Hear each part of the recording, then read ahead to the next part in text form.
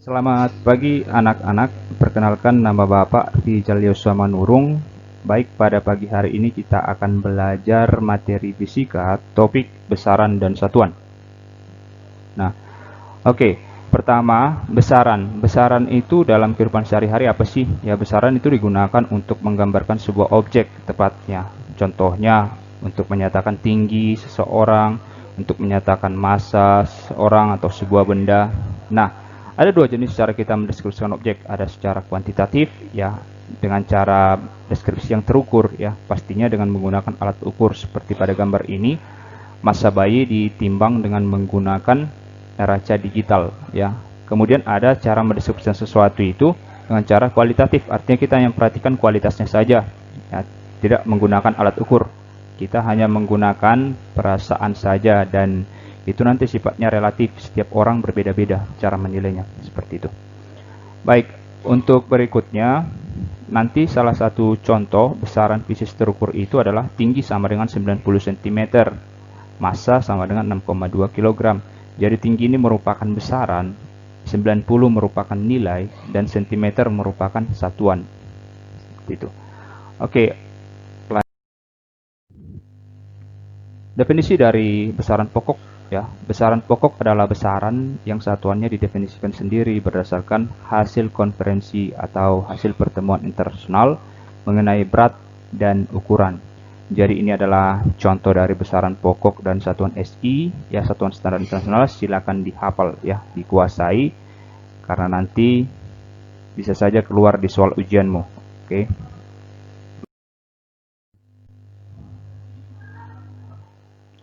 Berikutnya, selain besaran pokok, ternyata ada juga besaran turunan. Besaran turunan adalah kombinasi dari satuan-satuan, ya. Besaran turunan itu adalah besaran yang diturunkan dari besaran pokok. Jadi besaran pokok yang dikombinasikan, ya, atau disatu padukan beberapa besaran pokok itu akan menghasilkan besaran turunan. Contohnya, besaran turunan itu adalah gaya. Gaya itu simbolnya F. Kenapa gaya simbolnya F? Karena bahasa Inggris dari gaya adalah force. Jadi huruf depan dari force itu adalah F, ya. Maka disimbolkanlah gaya itu adalah F. Kemudian usaha, bahasa Inggris usaha work, sehingga diambillah simbol dari usaha itu adalah W. Bahasa Inggris tekanan press, sehingga diambillah simbol dari tekanan itu adalah P, huruf depan dari press. Seperti itu cara untuk membuat besaran pada umumnya. Baik, selanjutnya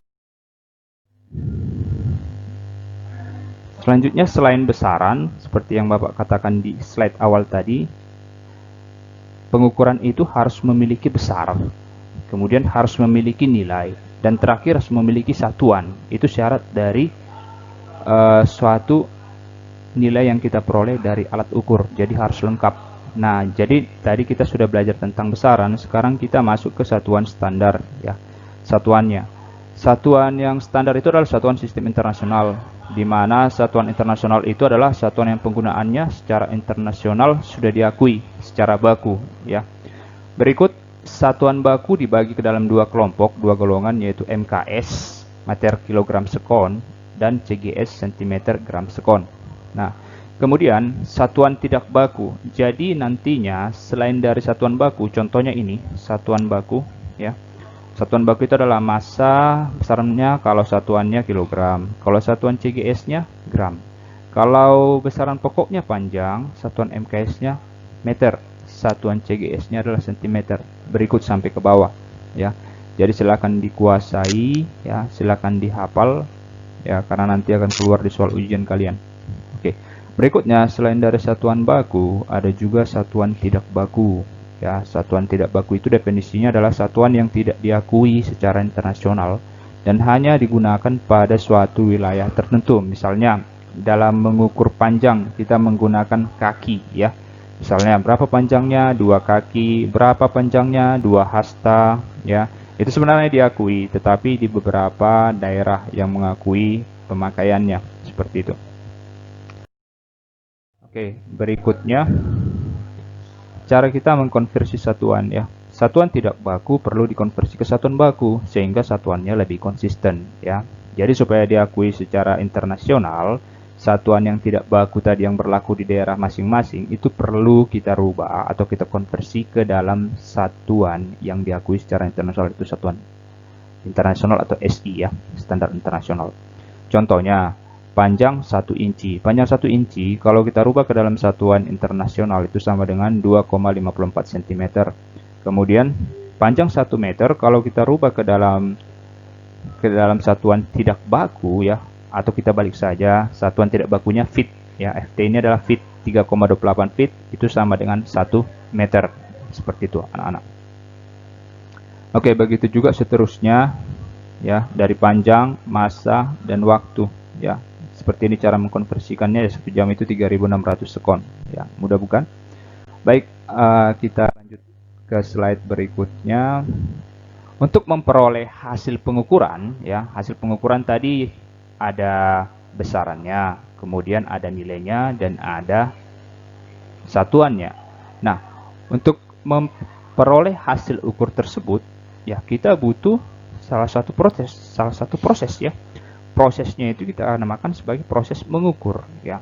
Baik, mengukur adalah menentukan ukuran atau kapasitas suatu besaran dengan cara membandingkan dengan besaran tertentu yang sejenis digunakan sebagai satuan.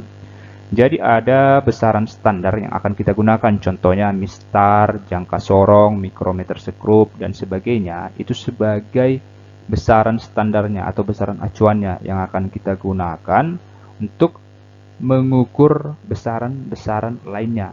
Ya, dengan cara membandingkan itu, ya kita sudah dikatakan melakukan proses mengukur. Ya, baik. Di sini ada gambar 2 orang mengukur panjang meja dengan menggunakan tali. Apakah sistem pengukuran seperti ini baku atau tidak baku? Nah, jadi seperti kita ketahui, tali tidak memiliki yang namanya skala, ya, skala atau ukuran-ukuran pada tali. Jadi kalau ada 2 orang tersebut pada gambar mengukur panjang meja dengan menggunakan tali, ini pengukurannya tidak baku karena standar dari panjang tali ini dia tidak memiliki skala ya untuk mengukur panjang meja ini. Jadi intinya skala tidak ada. Kemudian kalau kita perhatikan slide berikutnya, di sini ada 2 anak sedang mengukur meja dengan jengkal mereka.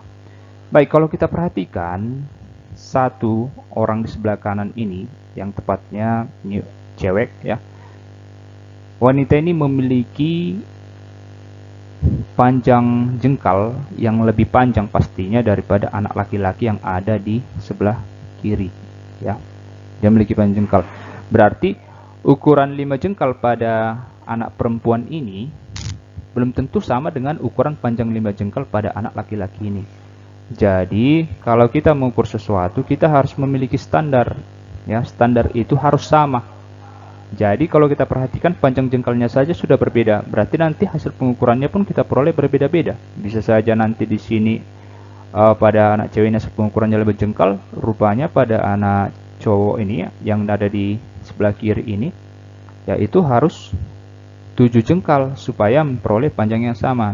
Jadi panjang jengkal ini ya, dengan menggunakan jengkal, mengukur panjang dengan menggunakan jengkal ini tidak baku dan ini tidak diakui satuannya secara internasional ya.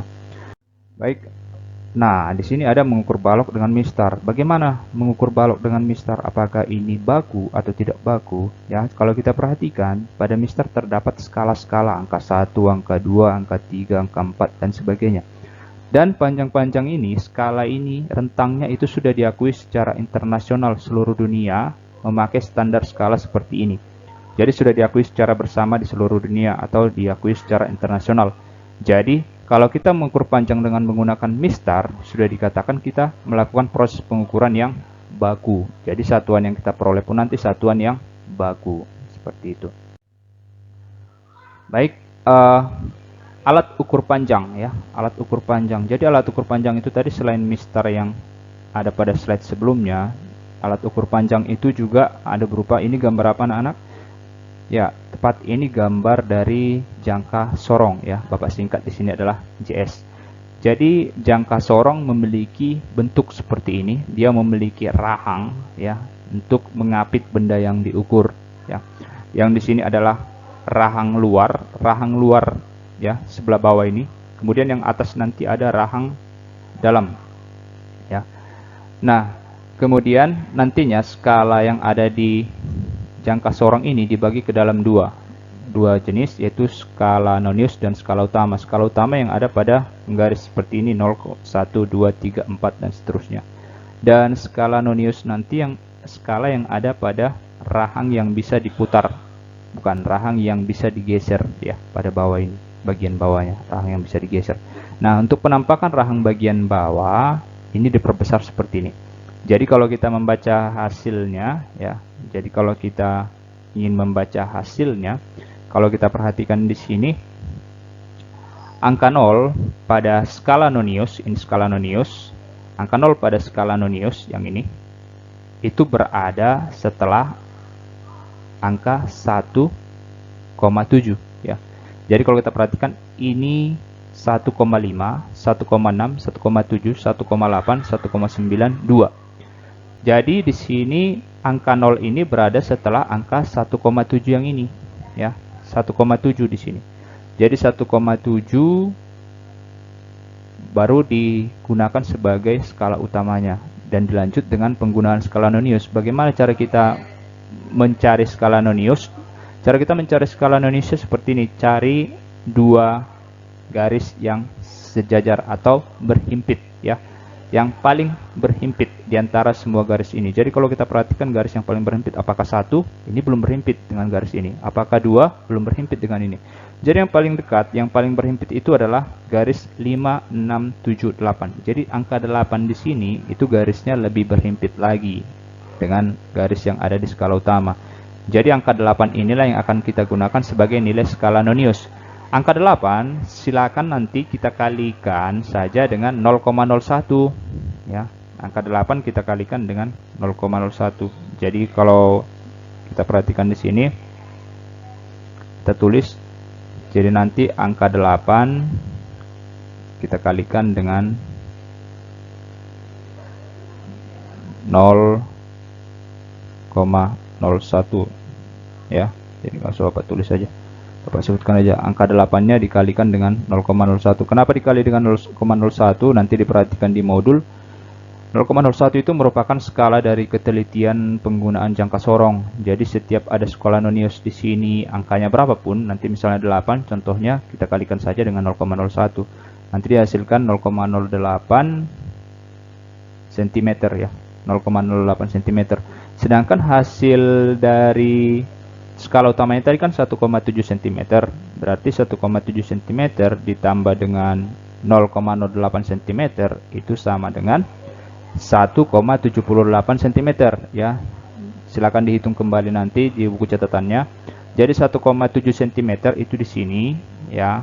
Angka 0 di sini menjadi acuannya untuk menentukan 1,7 cm. Kemudian ditambah dengan 8. Karena 8 ini adalah garis yang berhimpit, dikali dengan 0,01 itu adalah skala ketelitiannya. Angka ketelitian dari jangka sorong. 0,01 dikali 8 tadi 0,08. 0,08 cm apabila dijumlahkan dengan 1,7 cm akan menghasilkan 1,78 cm. Nah, kalau kita rubah misalnya ke dalam milimeter ya, maka akan dihasilkan 17,8 mm ya.